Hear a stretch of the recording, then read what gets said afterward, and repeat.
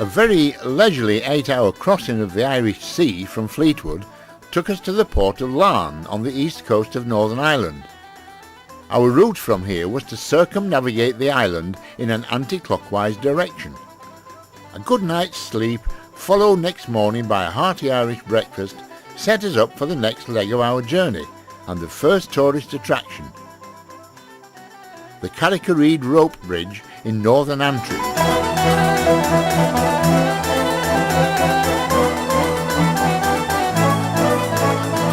With lots to see and a long way to go, we were soon on our way to the next attraction, the Giant's Causeway.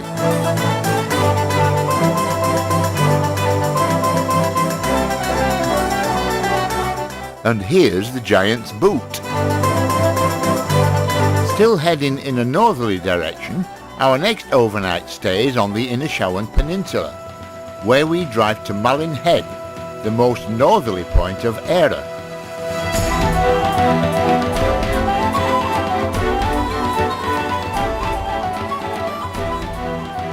We're now ready for the next leg of our journey, which takes us south to visit the Ulster American Folk Park near the town of Omagh. The park explores the historical link between Ireland and America, focusing particularly on the lifestyles and experiences of those immigrants who sailed from Ulster to America in the 18th and 19th centuries during the potato famine. Most of the buildings have been transported from their original locations and reconstructed here on this site.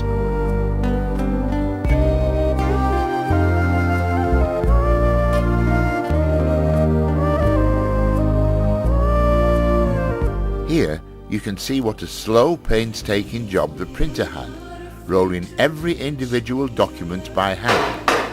12 stone, very heavy, made in 1820, very old machine.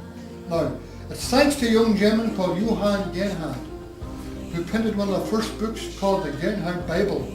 It's also called in 36. If you're looking for a real traditional Irish welcome, County Clare on the west coast of Ireland is where you want to be. Here, in the tiny village of Doolin, you are simply spoilt for choice. Doolin is reputed to be the world capital for Irish folk music.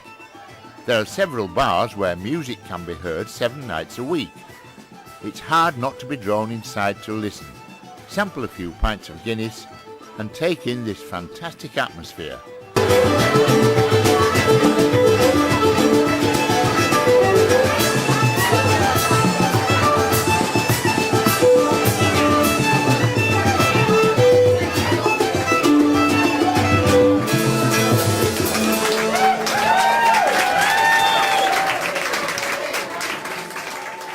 There's so much to see around these parts that we stayed here for 2 nights. Nearby is the Burren.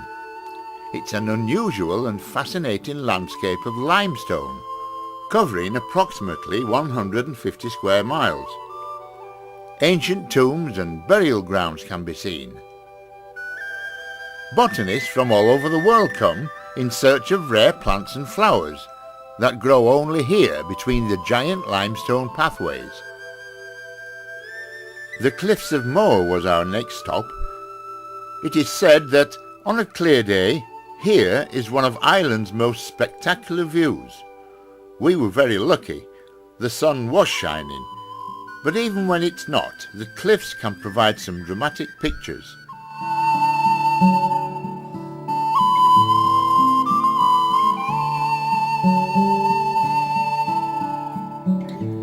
Before leaving County Clare, we had to take a look at Bunratty Castle, and it was here that we found yet another Irish folk park.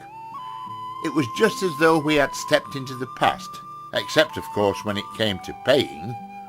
Then you soon realised that you were still in the 21st century.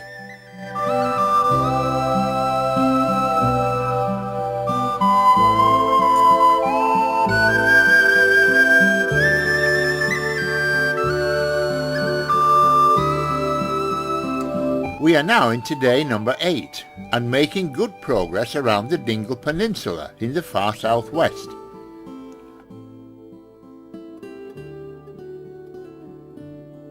Here, these ancient dwellings known as beehive huts are over 4,000 years old and were inhabited until about 1200 AD.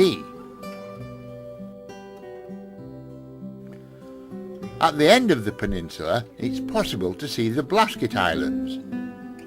These islands are the most westerly point of Europe, and they used to be populated. The last remaining 22 residents abandoned their homes and moved to the mainland in 1953. We are now on the route known as the Ring of Kerry. When Queen Victoria's ladies-in-waiting passed this way in 1861, they were so inspired by the breathtaking scenery that they named it Ladies' View. A short cruise on Lake Lean near Killarney gave us some magnificent views of Ross Castle. It was now time to make our way to the south coast and the town of Youghal in County Cork. Youghal has many claims to fame, some of which are that Sir Walter Raleigh was the mayor here from 1588 until 1599, and the first potatoes in Europe were planted here. In more recent times, Gregory Peck starred in the film Moby Dick, which was partially shot here in the harbour area. The public house on the seafront has since been named after it.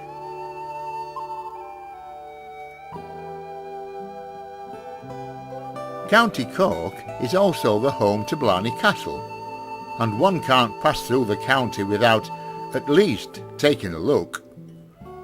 Others may be athletic enough to climb to the top and kiss the famous Blarney Stone. There are many legends about the stone.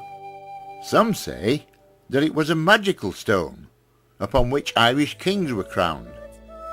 Just another bit of Blarney, I suppose. Our final visit was to an early Christian settlement at Monaster Boyce in County Louth. This dates back to the 5th century, and the Celtic crosses here are the tallest to be found anywhere in Ireland. It's quite a tranquil way to end our tour, and in complete contrast to the way in which we began. But now we have time to relax and reminisce about the past 2 weeks. Celtic memories to be treasured forever.